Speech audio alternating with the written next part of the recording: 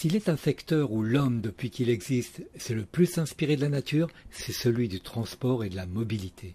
Que ce soit pour marcher, rouler, voler, naviguer, s'orienter, le biomimétisme nous fait gagner des années de recherche et développement.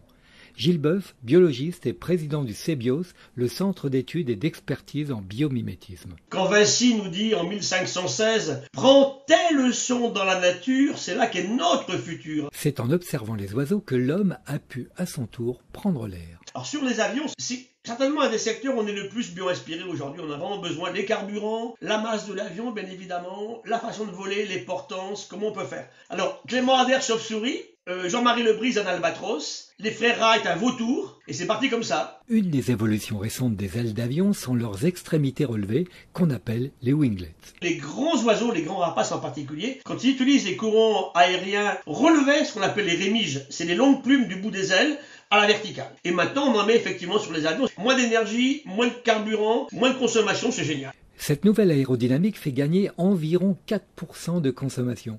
On a commencé à fabriquer des avions en bambou, en bois, en aluminium, en composite, et aujourd'hui, grâce à l'observation des oiseaux, on peut encore aller plus loin. Maintenant, on fait des avions poids-plumes qui sont complètement inspirés des alvéoles, des os des oiseaux. Un petit colibri, il pèse 1 gramme. Le plus gros, un condor, il fait 12-15 kilos. Tout ça vole. Donc, ils ont mis au point une substance qui s'appelle le micro-lattice, qui est un matériau le plus léger du monde aujourd'hui, composé d'alvéoles, 99% d'air dans le matériau. Et l'idée, c'est de développer des avions infiniment moins lourds dans le futur. Quant au bruit aérodynamique, on a fait d'énormes progrès en observant le hibou, l'animal volant le plus silencieux grâce à un système de plumes interactives qui lui permet d'attraper ses proies par surprise. Mais l'aérodynamique des oiseaux s'applique également dans le ferroviaire, à l'instar du Shinkansen, le train rapide japonais. Donc on fait ce train ultra rapide, dont le coefficient de pénétration dans l'air inspiré d'un animal, le martin-pêcheur. Il plonge dans l'air à une vitesse incroyable, des centaines de km/h, il rentre dans l'eau, il doit faire aucune onde. Parce que s'il fait du bruit, la proie elle est partie, le poisson s'est tiré.